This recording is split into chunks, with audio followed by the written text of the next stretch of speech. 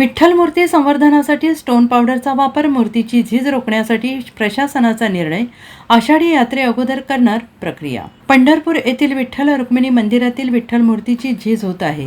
ही झीज थांबवण्यासाठी आणि मूर्तीचे आयुष्य वाढवण्यासाठी तिचे संवर्धन करण्यासाठी इपॉक्सी रासायनिक प्रक्रियेऐवजी आता स्टोन पावडरचा वापर करण्यात येणार आहे।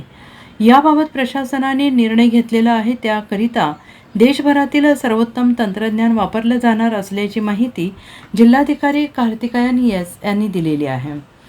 जिल्हाधिकारी कार्तिकेयन एस यांनी म्हटलं आहे की श्री विठ्ठल रुक्मिणी मंदिरातील विठ्ठल मूर्तीची झीज होत आहे आणि ही झीज भरून काढण्यासाठी आणि मूर्तीचे संवर्धन करण्यासाठी मंदिर समितीची बैठक शुक्रवारी घेण्यात आली आहे। या बैठकीस मंदिर समितीचे सहअध्यक्ष गहिनीनाथ महाराज औसेकर, सदस्य आणि महाराज मंडळी, पुरातत्व विभाग पुणे कार्यालयाचे अधिकारी तसेच भारतीय पुरातत्व सर्वेक्षण विभागाचे अधिकारी उपस्थित होते। आणि यावेळी विठ्ठल मूर्तीला इपॉक्सी लेपन न करता थोडी झीज आहे तिथे स्वच्छता करण्यात येणार आहे। नंतर त्या ठिकाणी स्टोन पावडर भरण्यात येणार आहे।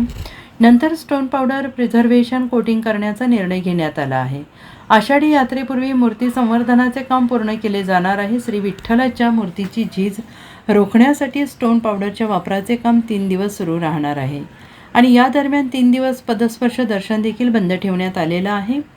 मात्र मुखदर्शन सुरू राहणार असल्याचं जिल्हाधिकारी कार्तिकेयन एस यांनी म्हटलेलं आहे। Bureau report SVN Marathi, Pandharpur.